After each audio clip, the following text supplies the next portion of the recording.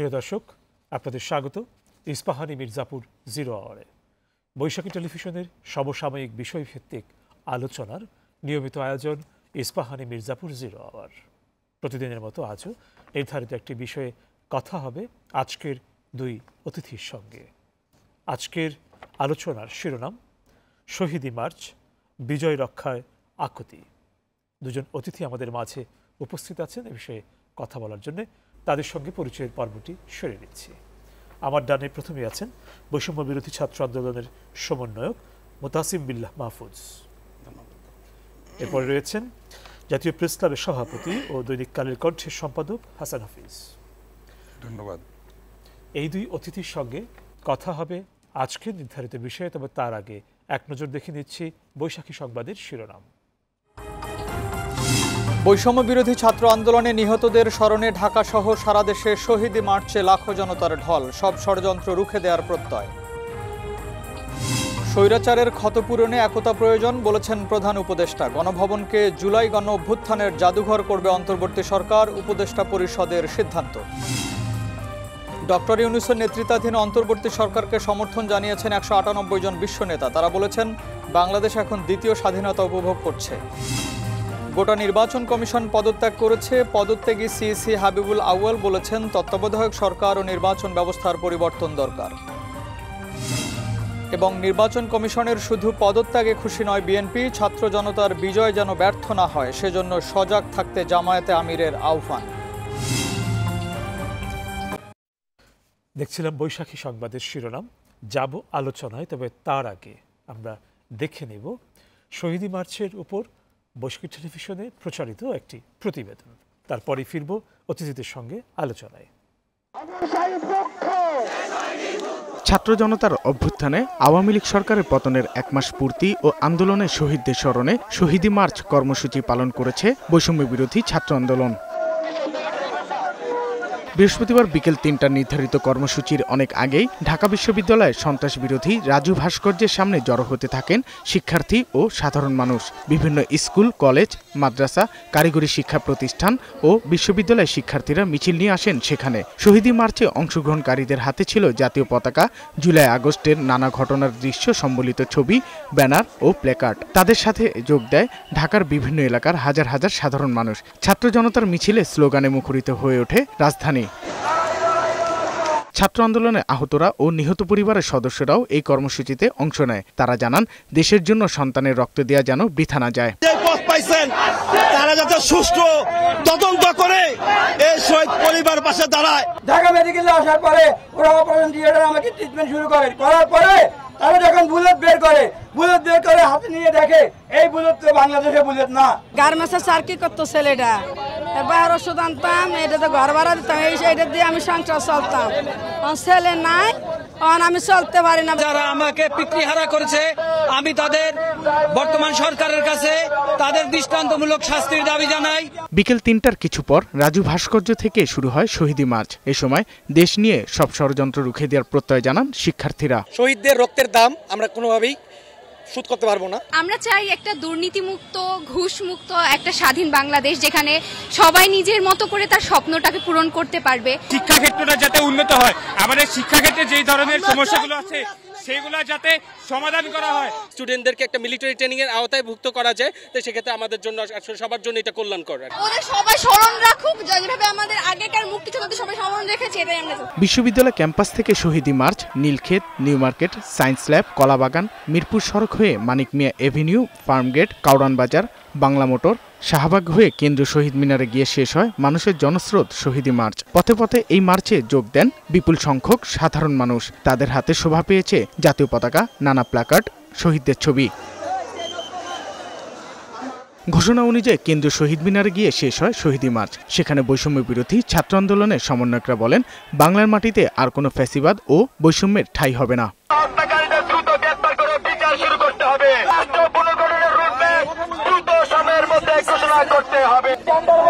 যারা আবার পুনর্গঠিত হচ্ছিল, আমরা আপনাদেরকে বলছি আপনারা এই 5 সেপ্টেম্বরকে মনে রেখে আপনারা পরবর্তীতে সিদ্ধান্ত নেবেন। চিন্তা তাদের মস্তিষ্কে বিন্দুমাত্র ধারণ করে তাদেরকে হুঁশিয়ার করে বলতে চাই, কেউ ভুলেও নতুন করে ফ্যাসিস্টের দোষর সাজার বিন্দুমাত্র চেষ্টা করবেন না। গত জুলাই মাসের ৫ তারিখ ছাত্র জনতার আন্দোলনের মুখে পতন ঘটে শেখ হাসিনা সরকারের। স্বৈরশাসন থেকে মুক্ত হওয়া নতুন বাংলাদেশকে বৈষম্যহীন দেশ হিসেবে গড়ে তোলার প্রত্যয় জানান তারা। আমরা দেখছিলাম প্রতিবেদনটি শহীদি মার্চ কর্মসূচির ওপরে। এবার ফিরছি আলোচনায় অতিথিদের সঙ্গে। মোতাসিম বিল্লাহ মাহফুজ, প্রথমেই আসছি আপনার কাছে। এই যে শহীদি মার্চ কর্মসূচি এবং দিনভর যে অভিজ্ঞতার ভেতর দিয়ে গেলেন, সে কথাগুলো একটু শুনে আমাদের আলোচনা শুরু করতে চাই। শুরুতেই আমি আমাদের শহীদদের কথা স্মরণ করছি। শত সহস্র শহীদদের প্রাণের বিনিময়ে, যাদের আত্মত্যাগের বিনিময়ে আমরা এই পুনরায় যে নতুন যে স্বাধীনতার স্বাদ পেয়েছি, শুরুতে আমি আজ তাদেরকে স্মরণ করছি। তারা শহীদ হওয়ার আজকে ইতোমধ্যে ১ মাস পূর্ণ হয়েছে এবং তার সাথে আমি ধন্যবাদ জ্ঞাপন করছি বৈশাখী টেলিভিশনকে, যে আমাদের কথাগুলো এবং জনমানুষের কথাগুলো এবং দেশের সার্বিক পরিস্থিতি এভাবে তুলে আনার জন্য এবং জনগণের সাথে কথা বলার জন্য সুযোগ করে দেওয়ার জন্য।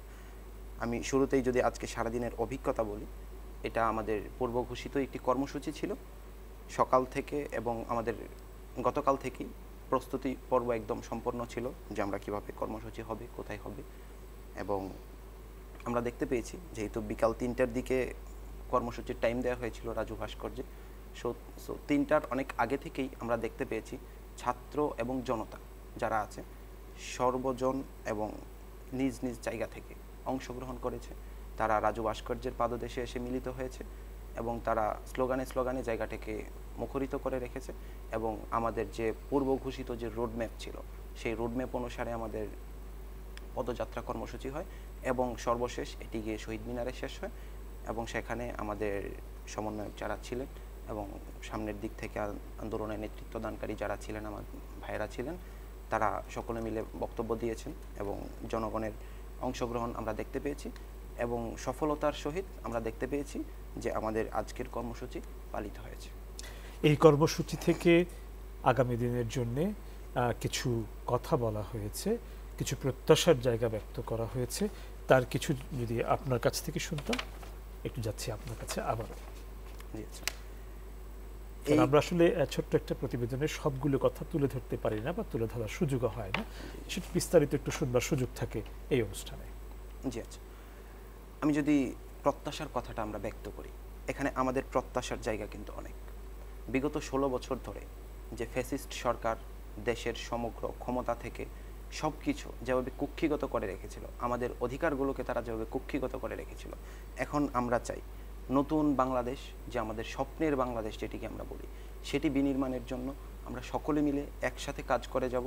এবং আমাদের যে প্রত্যাশার জায়গাগুলো আছে, যেমন ধরেন আমাদের এতদিন পর্যন্ত ভোটাধিকার ছিল না, আমাদের যে মৌলিক অধিকার এবং মানবাধিকার, আমাদের বাক স্বাধীনতা থেকে শুরু করে আমাদের চলাফেরার স্বাধীনতা থেকে শুরু করে সব কিছু যা কিছু আমাদের কুক্ষিগত হয়েছিল, আপনারা জানেন ইতোমধ্যে আমাদের শিক্ষা খাত এবং চিকিৎসা খাত একদম ধ্বংসের দ্বার প্রান্তে নিয়ে সরকার দাঁড় করিয়ে দিয়েছে। এমন শিক্ষা কারিকুলাম তারা প্রণয়ন করেছে যেটি আসলে আমাদের সমাজ ব্যবস্থা এবং আমাদের যে রাষ্ট্র ব্যবস্থা কিংবা আমাদের যে ইতিহাস, আমাদের যে চেতনা, সেটির সাথে কোনোভাবেই মানানসই ছিল না। এবং দিনে দিনে তারা এটিকে এমন একটি বাজে পর্যায়ে নিয়ে চলে গিয়েছিল যেখান থেকে আসলে মেধাভিত্তিক এবং সুন্দর একটি শিক্ষা ব্যবস্থা যে গড়ে উঠবে, যে দেশ তৈরি হবে মেধাবীদের কদর করার মাধ্যমে, সেই জিনিসটি কিন্তু আমরা দেখতে পাইনি। এখন আমরা প্রত্যাশা করব যে এই জায়গাগুলোতে সংস্কার করা হবে। ইতোমধ্যে আমরা আপনারা জানেন যে বাংলাদেশে মেডিকেল সেক্টরের অবস্থা কতটা ভয়াবহ এবং কতটা দুর্নীতিগ্রস্ত। প্রত্যেকটা সরকারি হসপিটালে গেলে আমরা সেটির অ্যাকচুয়াল চিত্র আমরা দেখতে পাই এবং আমরা প্রত্যাশা করব যে সেই জায়গাগুলোতে সংস্কার করা হবে, সেই জায়গাগুলোতে হাত দেওয়া হবে। অর্থাৎ এতদিন পর্যন্ত জনগণের যে মনের বাসনা যা কিছু ছিল সব কিছু সংস্কার করা হবে এবং সব কিছু পুনরায় ফিরিয়ে আনা হবে। সবচেয়ে ইন্টারেস্টিং থিং আমি মনে করি, জনগণের যে বাক স্বাধীনতাটা ফিরে এসেছে, বাক স্বাধীনতা ফিরে আসার ফলে জনগণ যে নিজেদের মনের মধ্যে অ্যাকচুয়ালি তারা কি চায়, তারা যদি প্রকাশ করতেই না পারে, আমরা আসলে বুঝতে পারবো না যে দেশে আমাদের কোন কোন জায়গাটাতে পরিবর্তন করতে হবে এবং কোন কোন জায়গাটাতে আসলে আমাদের প্রত্যাশার জায়গা রয়েছে এবং প্রত্যাশার ঘাটতি রয়েছে। সুতরাং জনগণ যে বাক স্বাধীনতা ফিরে পেয়েছে, এটি আমরা বলবো অনেক বড় একটি অর্জন। এই বাক স্বাধীনতাকে কাজে লাগিয়ে আমরা জনগণের মনের অবস্থাটা জানতে পারবো, জনগণ আসলে কি চাচ্ছে সেটি যখন আমরা জানতে পারবো তখন সেই প্রত্যাশা অনুযায়ী আমরা কাজ করে যাব। আমরা দেশ অভ্যুত্থান ঘটানোর পরেই শুরুতেই কিন্তু আমরা কোনো ধরনের তালিকা তৈরি করতে পারি নাই বা এখনো পর্যন্ত সক্ষম হই নাই যে আমরা আসলে কি কি ধরনের পরিবর্তন চাই। এটি একটু সময় সাপেক্ষ, এটি আসলে সময় সাপেক্ষ ব্যাপার এবং সময়ের সাথে এটি পরিবর্তনশীল। আজকে যেটার চাহিদা আছে, জনগণের আকাঙ্ক্ষা আছে, কাল গিয়ে সেই আকাঙ্ক্ষা নাও থাকতে পারে, সেটির পরিবর্তন ঘটতে পারে। অর্থাৎ সময়ের সাথে তাল মিলিয়ে, যুগের সাথে তাল মিলিয়ে আমাদের সেই আকাঙ্ক্ষাগুলো, আমাদের সেই চাহিদাগুলো পূরণ করতে হবে। আমি এই আশাবাদ ব্যক্ত করি। আপনার সঙ্গে আলোচনা চলবে, আমাদের আরেকজন আলোচক কাছে যাচ্ছি, তার কাছে ফিরবো পরে আবার আপনার কাছে। হাসান হাফিজ, আপনার কাছে আসছি। গণ অভ্যুত্থানের মধ্য দিয়ে আওয়ামী লীগ সরকারের পতনের পরে একটি মাস, আমরা যে সময়টায় দাঁড়িয়েছি 1 মাস অতিক্রান্ত হয়েছে এবং গোটা সময়টা একজন গণমাধ্যম কর্মী হিসেবে আপনার চোখে ধরা পড়েছে, আবার সাধারণ মানুষ হিসেবেও ধরা পড়েছে। সব কিছু মিলে এই সময়টার একটু পর্যালোচনা আপনার কাছ থেকে শুনুন।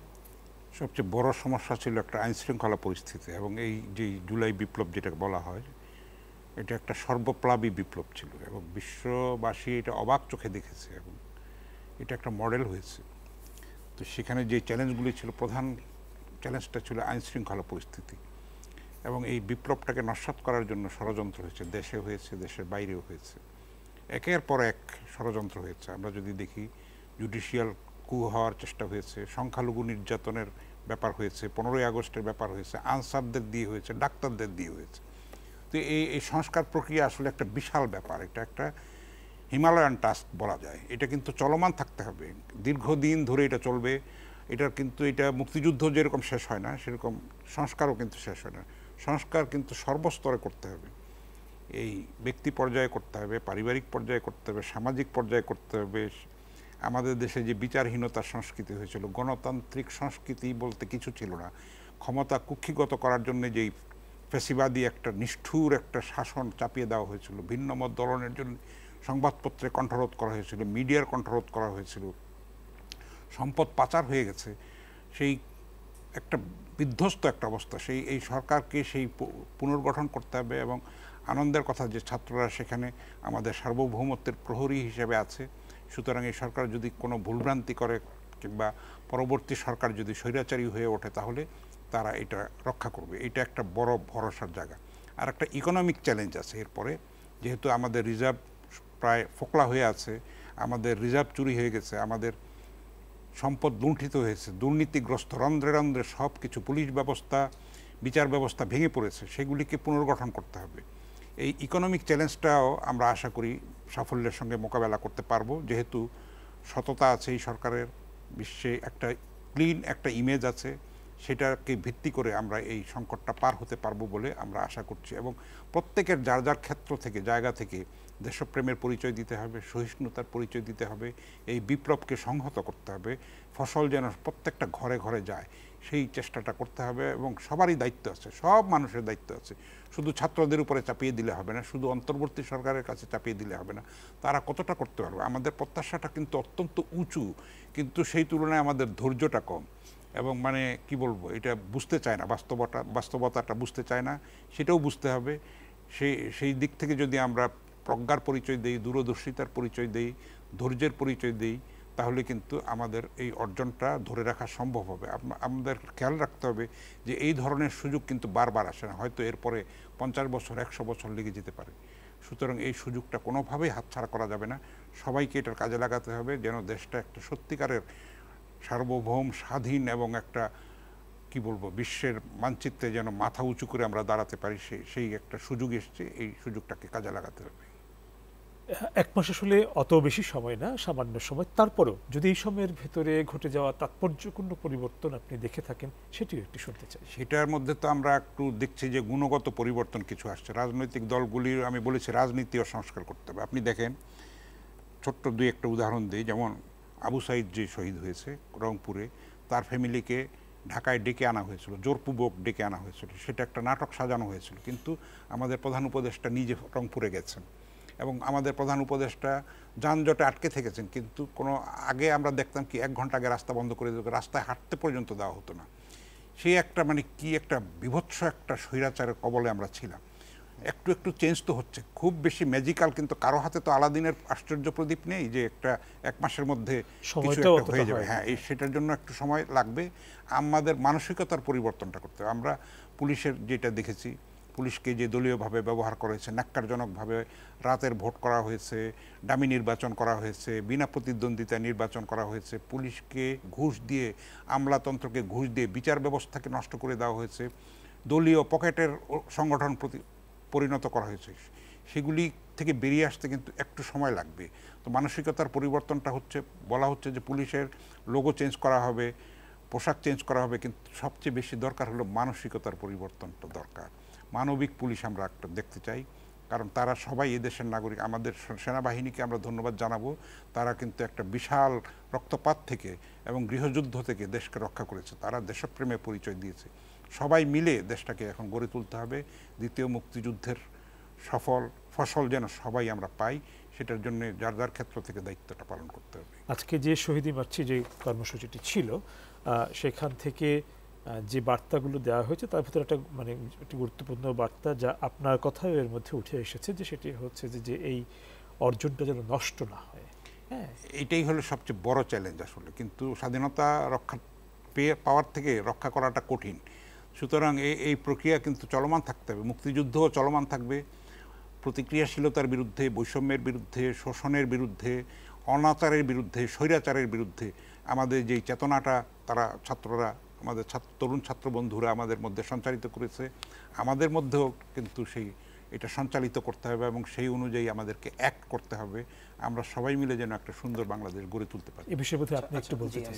স্যার যে কথাটা বলছেন, আমি মাঝখান থেকে একটি কথা অল্প বলতে চাই, যে স্যার অসম্ভব সুন্দর একটি কথা বলেছেন যে আমাদের মন মানসিকতার পরিবর্তনটা করতে হবে। আমি এটি হাতে কলমে উদাহরণ সহ একটি বিষয়ে আমি আলোচনা তুলে ধরতে চাই, যে বিগত 2 দিনের মধ্যে আমি একটি থানায় গিয়েছিলাম একজনকে একটি হেল্প করার জন্য।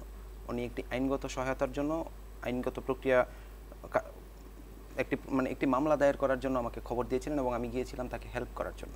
সো মামলার যে তিনি এজাহারটা লিখবেন, এজাহারটা লেখার জন্য একটা দোকানে গিয়েছিলাম এবং তাকে বলেছি যে একটা এজাহার লিখব।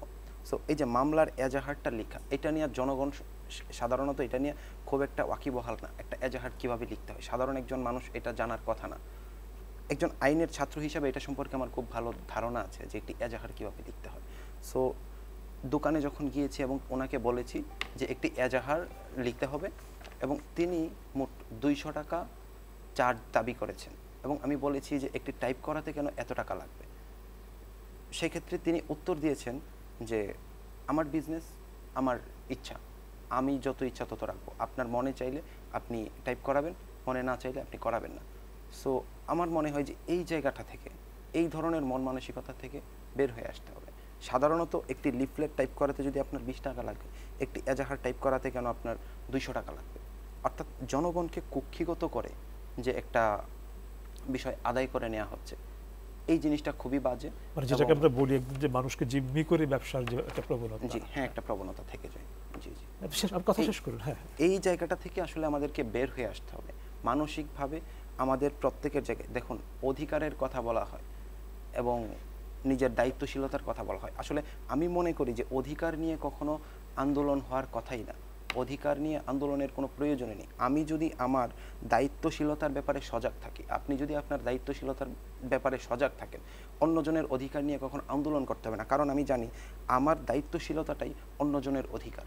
অর্থাৎ প্রত্যেকের জায়গা থেকে দায়িত্বশীল আচরণ করতে হবে, তাহলে অন্যজনের নিজের অধিকার নিয়ে কখনো কনসার্ন হওয়ার কোনো বিষয় আসলে থাকে না বা থাকবে না। এটি আসলে বাস্তবতা। আমাদের একটা বিরতির সময় হয়ে গেছে, বিরতির পর ফিরবো আবার আপনাদের কাছে আলোচনায়। প্রিয় দর্শক, ইস্পাহানি মির্জাপুর 0 আওয়ারে সময় হলো একটি বিরতির। ফিরবো অল্প সময়ের ভেতর, আশা করি সঙ্গেই থাকবেন।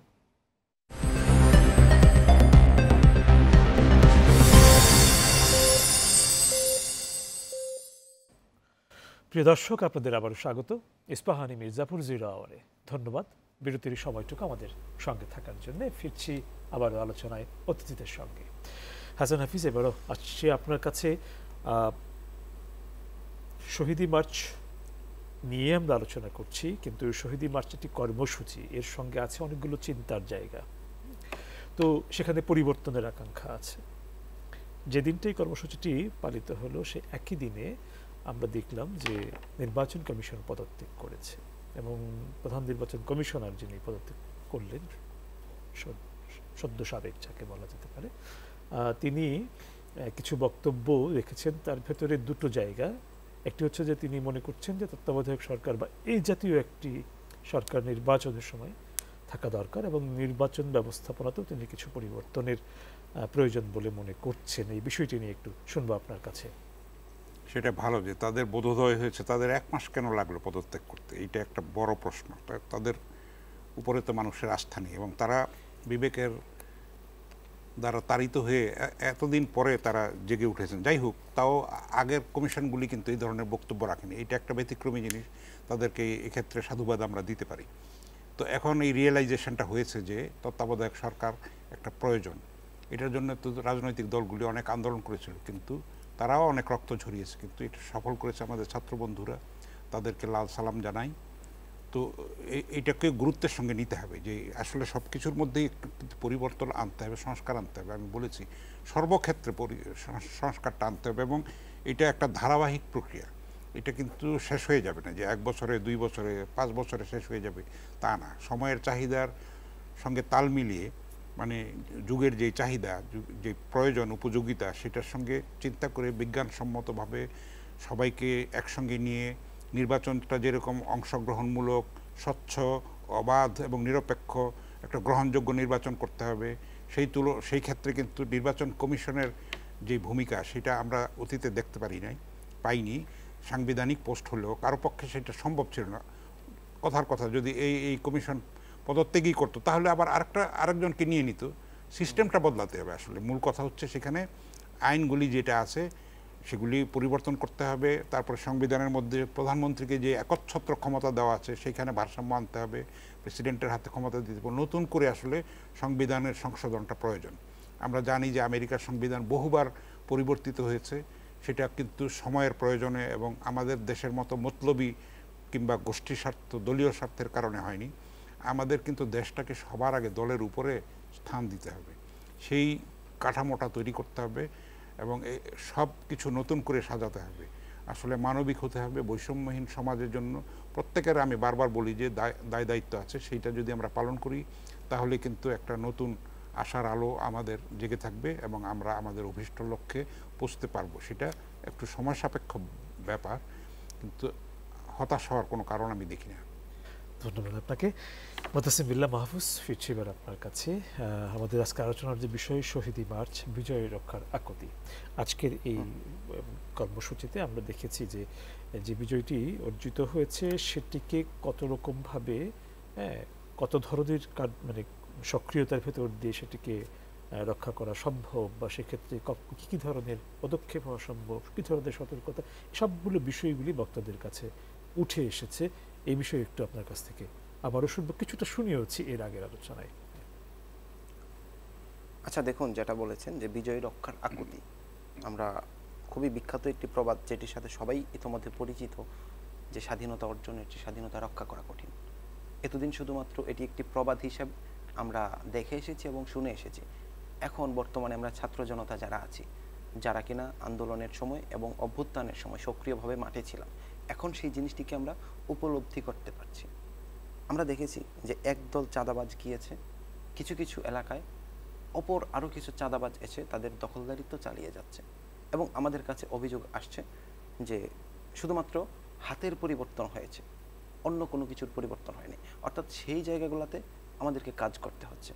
অর্থাৎ প্রত্যেকটা জায়গাতে যেখানে দুর্নীতি, অন্যায়, অনিয়ম এবং ফেসিবাদের যে নিয়ম ব্যবস্থা, যে গঠনতন্ত্র তারা চালু করে গিয়েছে, সেই সব কিছু আমাদেরকে অপসারণ করতে হবে এবং আমাদেরকে আমরা ইতোমধ্যে দেখতে পাচ্ছি যে এই জিনিসগুলো নিয়েই আমরা কাজ করে যাচ্ছি এবং জনগণের মধ্যেও এই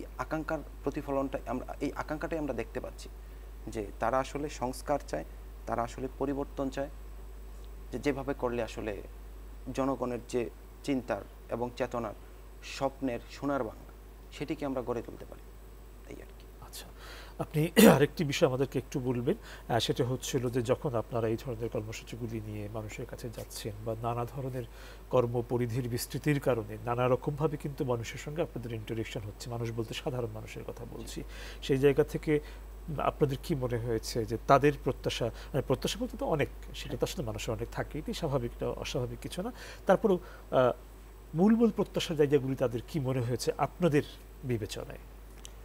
দেখুন, জনগণের চাওয়াটা কিন্তু খুব বেশি না, তাদের চাওয়াটা খুবই সীমিত এবং তাদের চাওয়াটা খুবই যৌক্তিক। তারা শুধুমাত্র তাদের জীবনের অধিকার চায়, তারা শুধুমাত্র তাদের মৌলিক অধিকার চায়, তারা তাদের মানবাধিকার চায়। এই জিনিসগুলাই শুধুমাত্র জনগণ চায়। সুস্থ, স্বাভাবিক, সুন্দর একটি জীবন পদ্ধতি তারা চায়, যেখানে কোনো ধরনের বৈষম্য থাকবে না, অন্যায়, অনাচার, অবিচার থাকবে না, যেখানে তাদের জীবনের নিরাপত্তা নিয়ে কখনো ভাবতে হবে না, কখনো তাদের নিরাপত্তাহীনতায় ভুগতে হবে না। এটি আসলে জনগণের চাওয়া, যা বিগত 16 বছরে তারা দেখেছে যে তাদের এই চাওয়াগুলা কখনোই পূর্ণ হয়নি। ছোটোখাটো কোনো বিষয়ে এবং ছোটোখাটো কোনো জায়গা থেকেও স্বৈরাচার সরকার তাদেরকে নানাভাবে হেয় প্রতিপন্ন করেছে, তাদেরকে অত্যাচার নির্যাতনের মুখোমুখি করেছে। জনগণ শুধুমাত্র এইগুলা থেকে মুক্তি চায়, তাদের সুস্থ, স্বাভাবিক একটি সুন্দর জীবন চায় এবং মৌলিক অধিকারগুলোর বাস্তবায়ন চায়।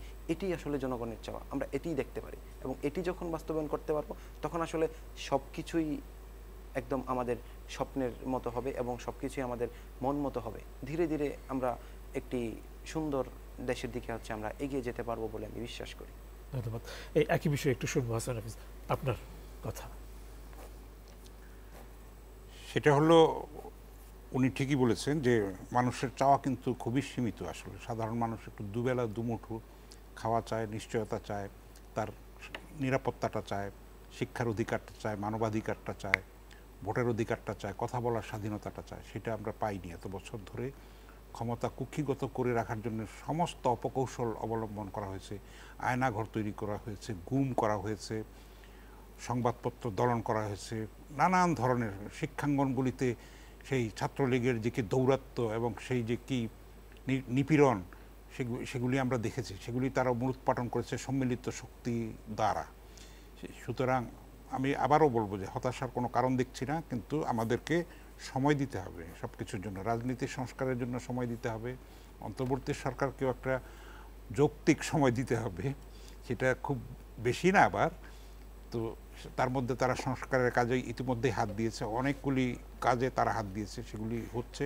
অস্থিরতা আছে এখনও কিন্তু ঝুঁকি আছে, এখনও চক্রান্ত আছে, সেগুলিকে ফেস করে, সেগুলিকে অ্যাড্রেস করে কিন্তু এগিয়ে যেতে হবে। এবং আনন্দের কথা যে পুরো বিশ্ববাসী আমাদের দিকে তাকিয়ে আছে, আমাদের এই বিপ্লব যেন সাফল্যের দিকে এগিয়ে যেতে পারে এবং এটা যেন সাস্টেইনেবল হয় এবং সেটার ফসল যেন আমরা সবাই পাই, সেটার জন্য বিশ্ববাসীও তাকিয়ে আছে। আমাদের এই যে রোল মডেলটা হয়েছে, আমরা যদি এখানে থেমে যাই তাহলে তো হবে না, অনেক অনেক দূর আমাদের যেতে হবে। এবং সেই পথ কিন্তু মসৃণ নয়, কণ্টকাকীর্ণ, ষড়যন্ত্রে পরিপূর্ণ। তো সেটা অবশ্যই আমাদের সবাই যদি সম্মিলিত প্রজ্ঞা দিয়ে, সম্মিলিত দেশপ্রেম দিয়ে, আমাদের প্রবাসী বন্ধুরাও কিন্তু এই আন্দোলনে অনেক লড়াই করেছেন, অনেক ত্যাগ স্বীকার করেছেন, তাদেরকেও আমরা যেন ভুলে না যাই। সবাই মিলে আমরা বাংলাদেশকে একটা স্বপ্নের বাংলাদেশ, সত্যিকারের বৈষম্যহীন, শোষণমুক্ত একটা বাংলাদেশ আমরা বিনির্মাণ করতে পারবো। এই দ্বিতীয় মুক্তিযুদ্ধের যারা মুক্তিযোদ্ধা, তাদেরকে আমরা সশ্রদ্ধ সালাম জানাই এবং তাদেরকে আমি বলবো যে আজকে প্রধান উপদেষ্টা বলেছেন যে ক্লাসে এবং ক্যাম্পাসে ফিরে যাওয়ার কথা, যেহেতু একটা দক্ষ প্রশিক্ষিত একটা জনবল আমাদের দরকার, কিন্তু তার মধ্যেও কিন্তু তাদের দায়িত্বটা রয়ে গেছে। আমাদের এটা প্রত্যাশা থাকবে, আমরা তো পুরনো হয়ে গেছি, দেশ তারা চালাবে এবং সুন্দর করে চালাবে। সেই যে শিক্ষাটা, যেই চেতনাটা তারা সঞ্চালিত করেছে সবার মধ্যে, সেটা অব্যাহত থাকবে, আরও শানিত হবে, আরও পরিপক্ক হবে, আরও দায়িত্বশীল হবে। এই আশাটাই আমরা করতে পারি। ধন্যবাদ। আমাদের আরেকটা বিরতির সময় হয়ে গেছে। বিরতির পর ফিরে এসে মোতাসিম বিল্লাহ মাহফুজ, আপনার কাছ থেকে শুনতে চাইব সবশেষ যে কথাটি বললেন হাসান হাফিজ, এটা হচ্ছে এই প্রধান উপদেষ্টার যে আহ্বান, যে শিক্ষা কার্যক্রমে ফিরে যাওয়ার জন্য শিক্ষার্থীদের প্রতি যে আহ্বানটা জানিয়েছেন, এই বিষয়ে একটু আপনার প্রতিক্রিয়া বা আপনাদের প্রতিক্রিয়া বা আপনারা কি ভাবছেন সেটা একটু শুনবো বিরতির পর ফিরে এসে। প্রিয় দর্শক, ইস্পাহানি মির্জাপুর 0 আওয়ারের সময় হয়ে গেল, আরও একটা বিরতির, ফিরবো অল্প সময়ের ভেতর। আশা করি সঙ্গেই থাকছেন।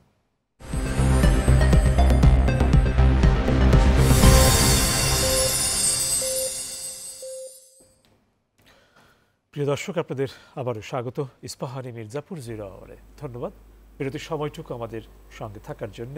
ফিরছি আবারও আলোচনায়। মোতাসিম বিল্লাহ মাহফুজ, ফিরছি আপনার কাছে। প্রশ্নটি নতুন করে করছি না, বিরতিতে যাওয়ার আগে বলে রেখেছিলাম ফিরে এসে শুনবো আপনার কাছ থেকে। আচ্ছা, শুরুতেই যদি আমি বলি যে আমাদের স্বপ্নের বাংলাদেশ বিনির্মাণে যে এখন ছাত্রদের করণীয় কি এবং ছাত্রদের আসলে দায় দায়িত্ব কিংবা তাদের চিন্তা চেতনাটা কি, এখন এটি যদি আমি ধাপে ধাপে বলার চেষ্টা করি। এই মুহূর্তে বিগত অনেক দিন যাবৎ যেহেতু আন্দোলন হচ্ছে, বিপ্লব হয়েছে, সব কিছুর মধ্য দিয়ে বলতে গেলে প্রকৃতপক্ষে ছাত্ররা তাদের কিন্তু শিক্ষাঘণ্টা অনেক ব্যয় হয়েছে এবং তারা পড়ার টেবিল থেকে একটু দূরেই থাকতে হয়েছে, আমরা বলা যেতে পারে মোটা দাগে। এখন এই সব কিছু সমাধানের জন্য সর্বপ্রথম তাদেরকে পড়ার টেবিলে তো ফিরে যেতেই হবে অবশ্যই, কারণ একটি দেশ বিনির্মাণে আমরা জানি যে সুষ্ঠু একটা প্রশাসন এবং যোগ্য আইন শৃঙ্খলা বাহিনী এটি খুবই গুরুত্বপূর্ণ। সেইখানে যারা আসে তাদের ক্ষেত্রে আমরা সকলেই জানি যে শিক্ষাগত যোগ্যতাটুকু প্রয়োজন, এবং সেটি যদি মেধার ভিত্তিতে না হয় তখন কিন্তু সেই মেধাবী প্রশাসন কিংবা যোগ্য আইন শৃঙ্খলা বাহিনী সেটি আমরা কখনোই দেখতে পারবো না। অর্থাৎ ছাত্রদেরকে শুধুমাত্র আন্দোলন এবং মাঠ নিয়ে পড়ে থাকলেই চলবে না, তাদেরকে পড়ার টেবিলে ফিরে যেতে হবে, মেধাবী তাদের হয়ে উঠতে হবে এবং তাদেরকে মেধা সম্পন্ন এবং যোগ্যতা সম্পন্ন প্রশাসন এবং আইন শৃঙ্খলা বাহিনী গড়ে তুলতে হবে, যাতে দেশের চালিকা শক্তিটা যথাযথ থাকে। এবং আমি আরও যেটা মনে করি যে দেশে পরিচালনার ক্ষেত্রে, সুশাসন প্রতিষ্ঠার ক্ষেত্রে ছাত্রদের এখানে অংশগ্রহণ করাটাও জরুরি। কেন জরুরি? যে ক্ষমতায় যে দল বা যারাই থাকুক না কেন, তাদের প্রেশার ক্রিয়েটিং গ্রুপ হিসাবে একটি জনগোষ্ঠী এবং বিশাল একটি জনগোষ্ঠী প্রয়োজন। সবাই যদি শুধুমাত্র সরকারের সকল কাজের সমর্থন দিয়ে যায় এবং তাদেরকে লাগাম ধরার মতো কিংবা তাদেরকে সমালোচনা করার মতো কেউ না থাকে, তখন কিন্তু সেটি ভয়ানক রূপ ধারণ করবে। ঠিক যেমনটা আমরা আওয়ামী লীগ সরকারের আমলে বিগত 16 বছর ধরে দেখেছি। অর্থাৎ তাদের লাগাম টেনে ধরার মতো, তাদের সমালোচনা করার মতো কোনো ধরনের মানুষ কিন্তু ছিল না, বরং কেউ সমালোচনা করলে তাদেরকে দমন পীড়ন করে আটকে রাখা হয়েছে। এখন যেহেতু আমরা মনে করি একটি অভ্যুত্থানের ফলে সব কিছু সফলভাবে সম্পন্ন হয়েছে এবং বাক স্বাধীনতা আমাদের পুনরুদ্ধার হয়েছে, সুতরাং ছাত্রদেরকে এই জায়গাটা থেকেও কাজ করতে হবে।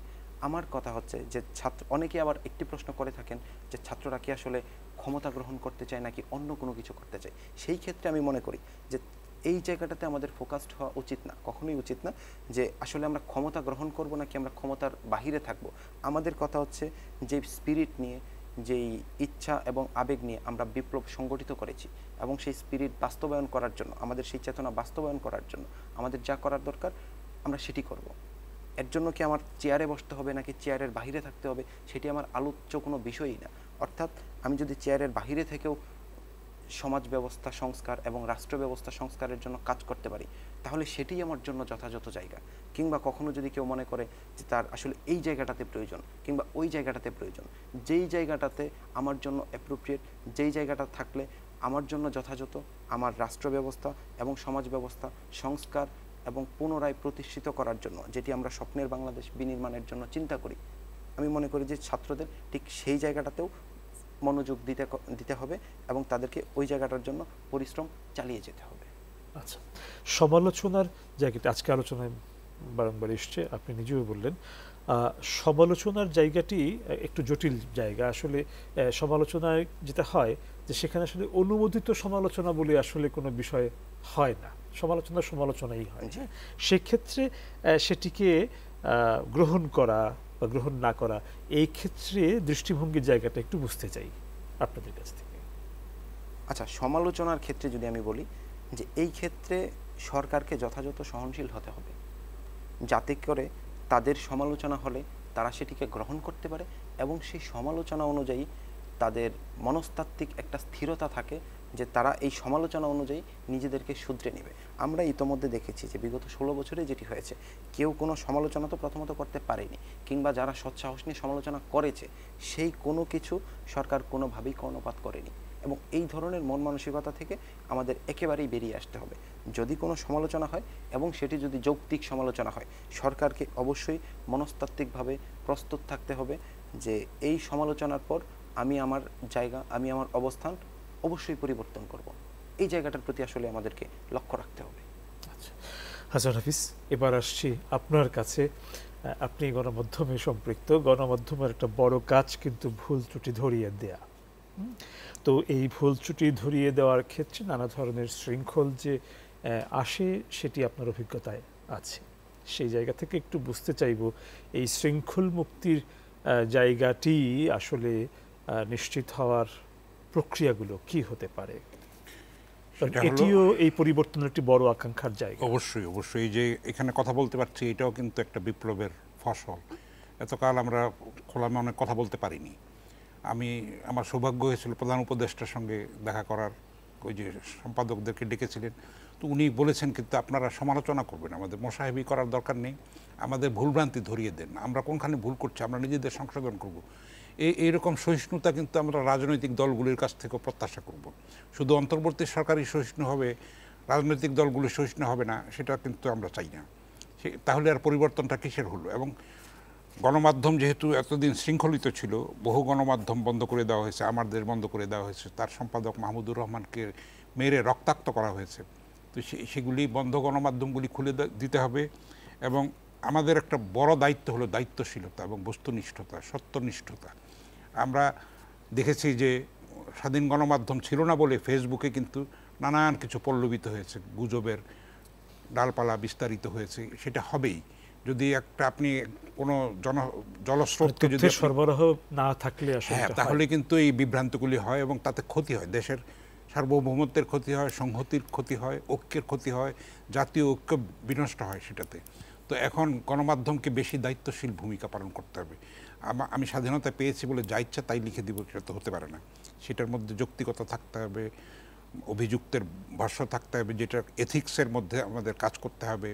দেশকে একটা সত্যিকারের সুন্দর একটা সম্প্রীতিপূর্ণ একটা মানে মুক্তিযুদ্ধের চেতনা, প্রকৃত অর্থে চেতনা শব্দটিকে এইভাবে ব্যবহার করা হয়েছে, এটা পচে গেছে, এটা আসলে একটা মানে একটা গালি হিসেবে এটা পরিণত হয়েছে। সেই ইয়ের থেকে বের হয়ে আসতে হবে, এই অপসংস্কৃতির থেকে আমাদের মুক্তি পেতে হবে।